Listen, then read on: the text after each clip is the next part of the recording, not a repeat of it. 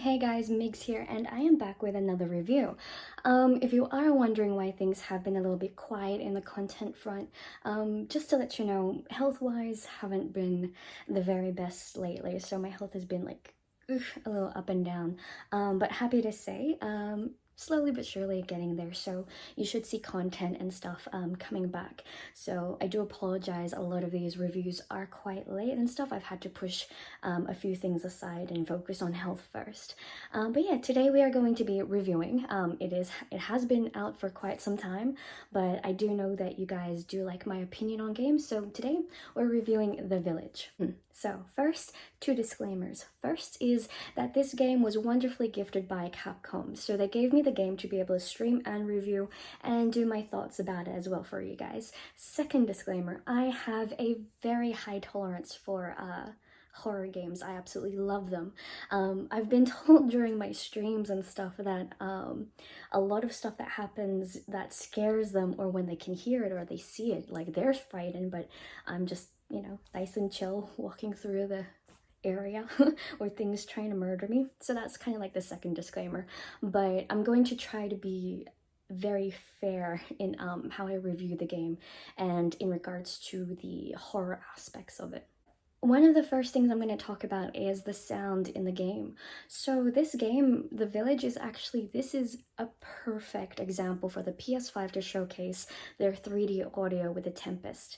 The sounds in the game were amazing. Like one of the creepiest, I would say, levels is House Benevito. I don't know if I'm pronouncing that right, but being able to stand there and actually hear, things running around you, like scratching the door, moving, creaking, or even in other areas, like you just hear the rustle and things walking around in the dark and stuff.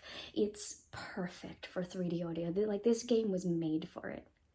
In terms of the graphics as well, this game has blown me away. So when I first played the demo, you're in Lady Domesticu's, I don't know how to pronounce that, the mansion. It is one of the most gorgeous games that I've seen on a demo. As soon as you like playing the demo, as soon as you finish up in this area and it takes you like slowly into like the grand foyer area, it's just it's amazing. So lighting in a game, a lot of people don't realize that what makes or breaks like a scene, an area. It creates the atmosphere as well. And the lighting in the game has this gorgeous soft kind of like glow to it in the mansion, because you're not supposed to have any like sunlight in there, so the glow that you're getting is from candlelight, the fireplace, but it just keeps it a very odd sense, like a weird, dark, cozy kind of like feeling, and it makes the colors pop even more. The golds, the creams, the reds, and the rich brown wood.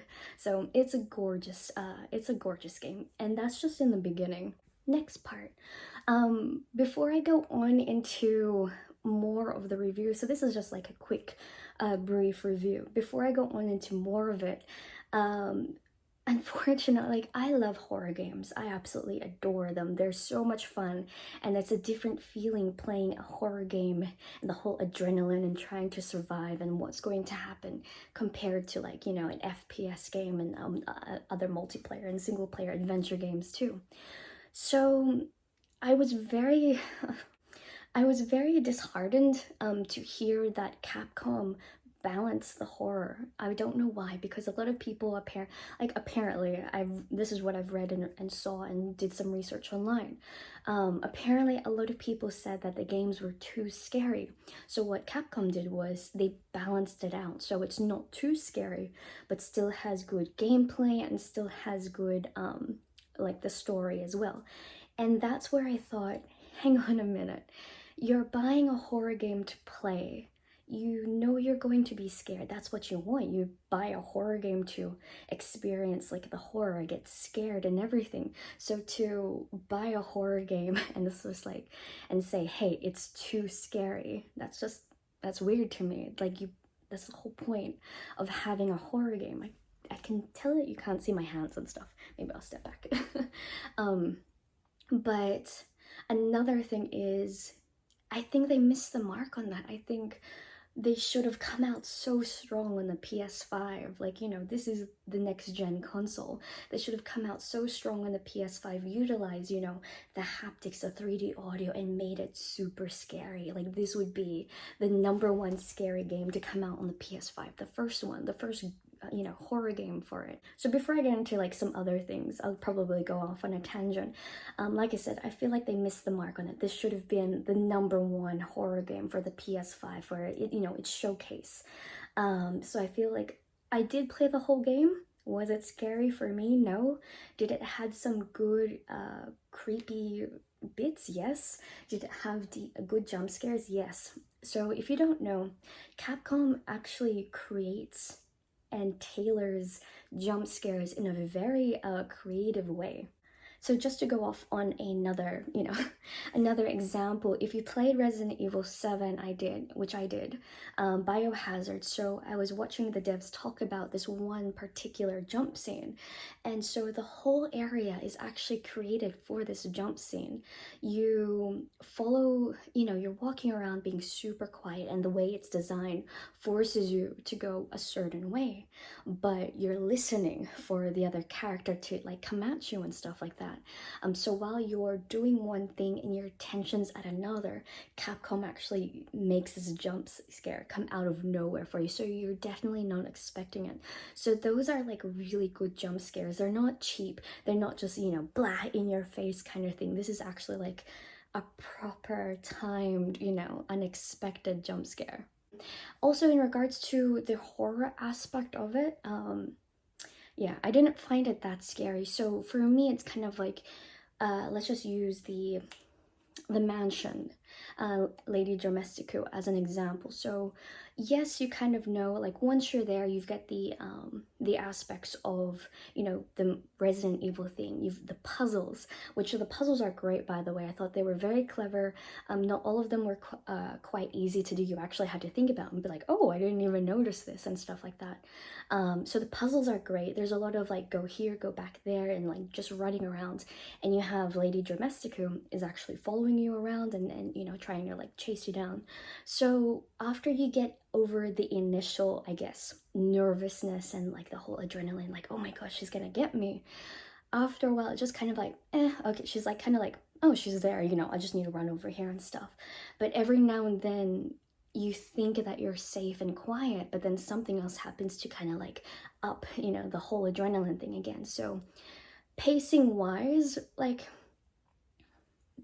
it wasn't too bad. There was a lot in regards to how am I going to say this? There was a lot in regards to when you're not doing too much that's going to scare you, so you're not always going to be on your toes. Sometimes you're just running around trying to like find items, you're trying to do certain things to unlock an area, so you're fine doing that. But then there are going to be some tailored jump scares and scenes to make it super creepy for you as well. So in saying that, for me, it wasn't just that. It wasn't that scary for me. I really wished that they pushed the boundaries on it too. But there were some super eerie parts that I have to admit. So the way that the game is structured is you go there, and each area, so each boss has its own area. And so every time you defeat a boss in that area, you collect a certain part, and it all comes together, you know, I'm not going to spoil anything, but it all comes together, and that's how you get to the end part of the game. So each part, it's kind of, you think that it's going to be a lot in regards to Lady Domestico and her mansion, because that's all you've seen. But actually, you go to different parts of the village. Gameplay wise, so I played the standard mode. I always just go in the standard and just see how that is. So playing that, there were some difficult parts, but it does seem a shame that the bosses weren't that hard. So usually, yeah, you might die by a few times and stuff, doing a few mistakes and learning that sorry, by a few mistakes, but once you learn the patterns and what to do and whatnot, it's actually pretty easy to defeat the bosses. So that was a bit of a letdown for me. What I want to go back to is when I mentioned the tempo of the game. So for example, let's say an action movie. So a good action or horror movie needs to have some highs and lows. So you can't just have 100% adrenaline rush, like your heart racing the whole time, because that's not going to make a good movie. It's not going to make a good game. You need to have the low parts to be able to appreciate and build up to those tense moments. So in Resident Evil, I think they did a good job in that regard in certain areas. Some parts, you know, you're running around and it's just like, oh, okay, I haven't been scared in a while and stuff like that. But there are some areas, you know, when you're thinking you're completely fine, it's nice, you know, and easy and stuff. There are things that are happening in the game that does, you know, bumps up the tempo and has the adrenaline rush. In regards to that, without spoiling anything, probably when you get to about 3/4 of the way throughout the whole game changes. It's completely different. But I'm not gonna spoil that for you guys on the way it is. Let's just say it's just it's a very COD moment. Gameplay wise, I don't have any issues with it. Controls were good. You know, it's the basic melee shooting, being able to throw things, running around and stuff. I have a little issue in regards to like motion blur and things like that. So it takes a little adjusting in the settings and stuff, and then you can be like, okay, because for me, this is a personal thing. I have problems with some games where you just feel motion sickness and stuff.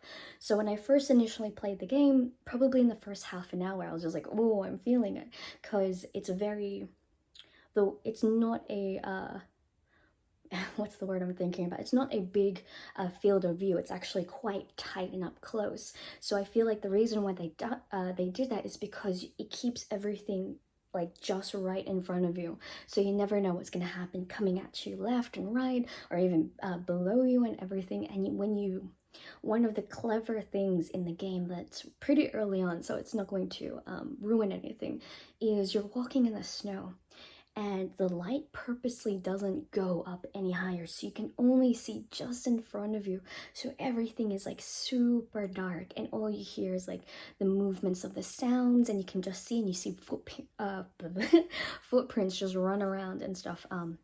Sorry, the footstep, not footprints.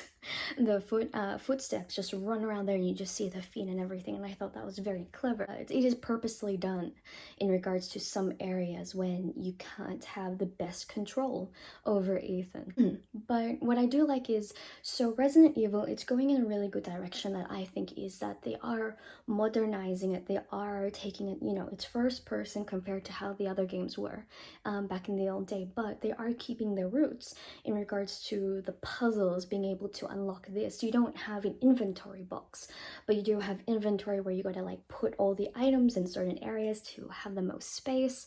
I do like the fact that you have the Duke. So the Duke is basically a very sarcastic marshmallow of a man, and he's basically the store in the game. So you go to him to purchase things, to do upgrades to yourself, or you know, on your weapons. And I like the fact that you can choose the weapons that you want to upgrade to bring with you all the way to the end game, or you can just sell them off for other things and just keep like a very like three guns or 4 guns, and you're going to be okay.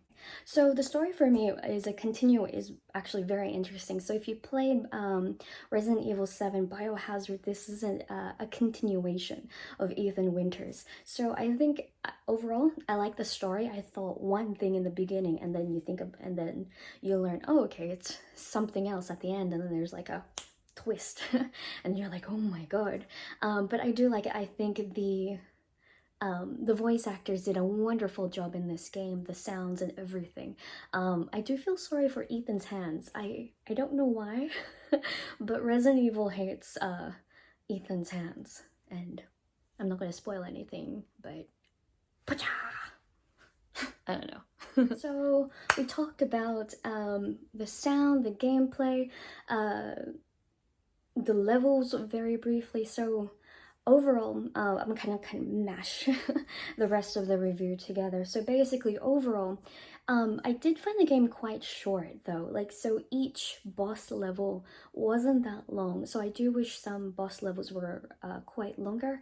House Benevito, I think a lot of people would agree with me if you've played it, is the creepiest level out of all of them. Like, hands down, that is the creepiest part.